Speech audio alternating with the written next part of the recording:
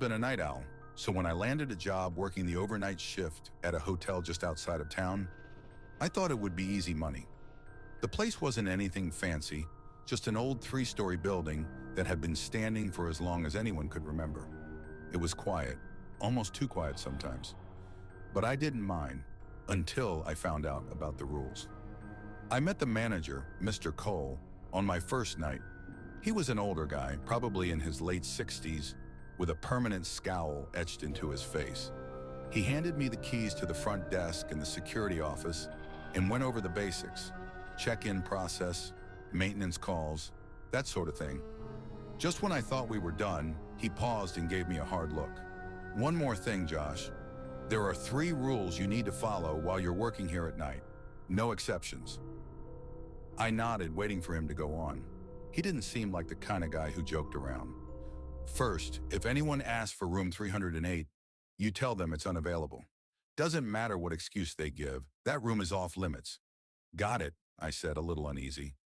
"Second, if you hear a woman crying from the second-floor hallway, you stay at the desk. Do not go looking for her. You understand?" I blinked, unsure if he was serious, but his face stayed deadpan. I nodded again.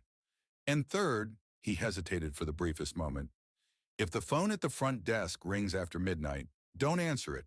It'll only ring once. Don't pick it up. Trust me." By then, my gut was telling me something was wrong with this place, but I needed the job, so I just gave him a thumbs up and tried to laugh it off. Mr. Cole left, and I settled into my routine, trying to shake the weird vibe. For the first few nights, nothing happened. I checked people in, cleaned up a few messes, and sat at the desk playing on my phone most of the night. The rules seemed like some kind of prank or hazing, but I didn't break any of them, just in case. Then on my 5th night, a man came in around 11:30. He was wearing a dark coat, his face pale like he hadn't slept in days. He looked nervous, constantly glancing over his shoulder.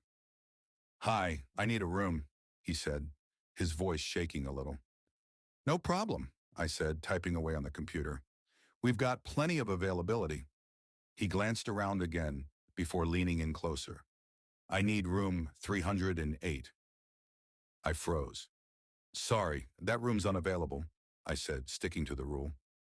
The man's face darkened. "I need that room," he said, his voice more urgent. "I'll pay double. Whatever it takes." "I'm sorry, sir. It's not available," I repeated, trying to keep my voice steady.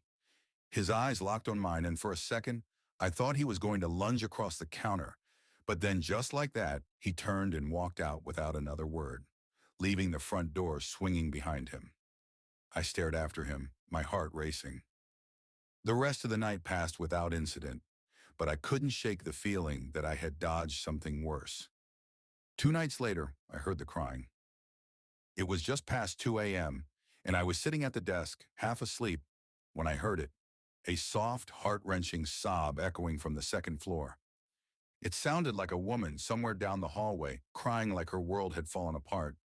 I stood up, instinctively taking a few steps toward the stairs. But then I remembered the second rule. If you hear a woman crying, stay at the desk. Do not go looking for her. I sat back down, every muscle in my body tense. The crying went on for what felt like hours, rising and falling, sometimes closer, sometimes farther away. I felt like a coward just sitting there, but something in the pit of my stomach told me that I didn't want to know who or what was making that sound. Eventually, the sobbing stopped. The silence that followed was worse. I was relieved when dawn finally broke and Mr. Cole showed up to relieve me. I didn't tell him about the crying. I didn't want to sound paranoid, but I couldn't shake the unease that had settled over me like a cold fog. The next night, everything was quiet again, until the phone rang. It was a single ring, sharp and loud in the stillness of the lobby. My heart leapt into my throat as I stared at the phone. Midnight had come and gone. The third rule flashed through my mind. If the phone rings after midnight, don't answer it. It rang once, then silence. I stood there staring at the receiver, my mind racing.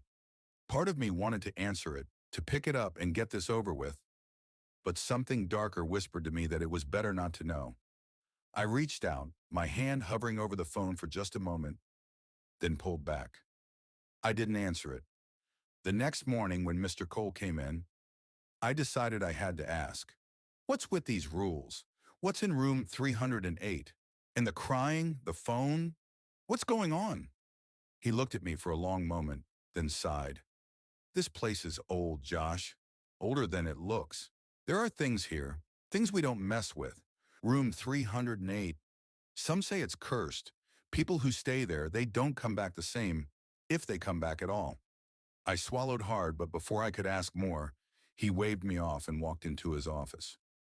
I never did get any more answers, but I kept working there, following the rules. I never let anyone in room 308. I never left the desk when I heard the crying, and I never, ever answered the phone after midnight. Because some things are better left alone.